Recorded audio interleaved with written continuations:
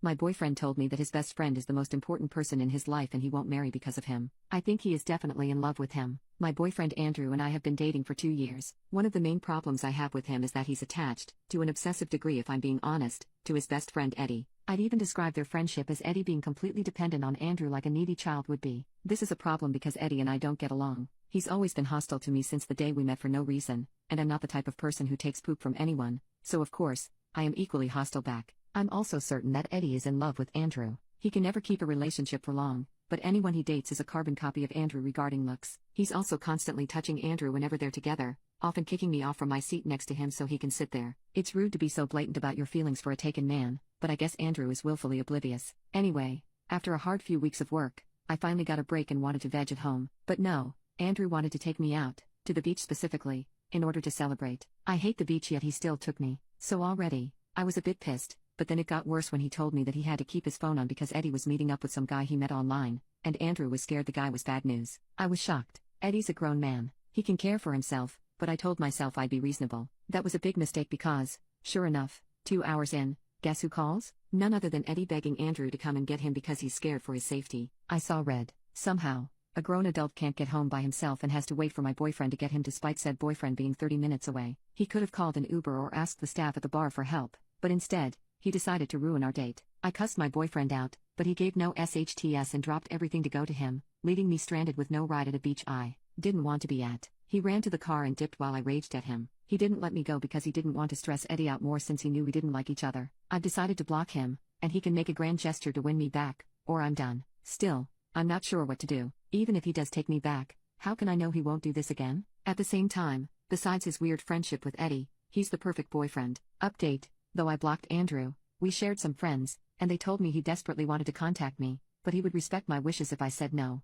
I decided I would hear him out. I reasoned, he's done wrong, but if he sets boundaries with Eddie and reaffirms his commitment to the relationship, we can work through it. If not, we are done. I felt it would be childish to ghost him without having an adult discussion about our relationship. We met up, and he looked nervous when he's normally self-assured, so this immediately ticked me off as if something was wrong. I started by telling him that I was unhappy. He constantly chose Eddie over me and didn't care about my feelings. Admittedly, I haven't been the best communicator myself. Instead, I have reverted to anger, so I apologize. He swore he didn't know that I don't like the beach, and if he had known, he wouldn't have suggested we go, so there's that. I said we could still make this work if we both were willing to put in the effort, and he asked Eddie what's appropriate for a friendship. Well, that isn't going to happen. He told me he was so sorry that he had led me on for 2 years but couldn't, in good conscience, stay in a relationship with me any longer when Eddie still needed him. Despite the writing being on the wall, I wanted to confirm whether he was in love with Eddie. The answer is complicated. For context, Andrew is an extremely helpful guy who is willing to give you the shirt off his back if you need it. This is especially apparent with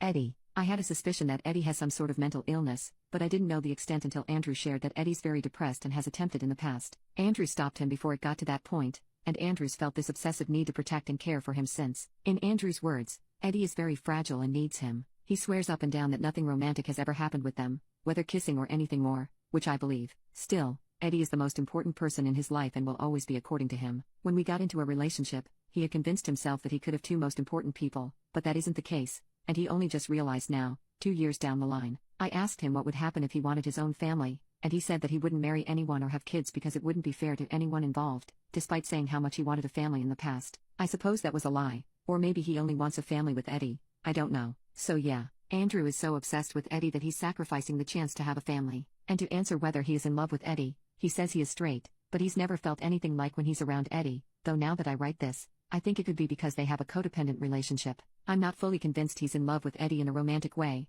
but rather, he loves Eddie so much that he will do anything for him. Then again, I might be wrong. This is super unhealthy to me, but it's not my problem anymore. He told me he was sorry and hated that he did this to me. He seemed genuinely torn up about it, too, but that's not changing the fact that 2 years of my life were wasted. I'm a 32-year-old woman who dreams of having a huge family, yet I don't have a partner, and I'm in no shape to get one anytime soon. Sure, I'm still relatively young, but time is ticking. He promised he'd set me up with someone as if that would make up for this. I doubt he'll do it anyway since all he cares about is Eddie, or at least that's what it looks like.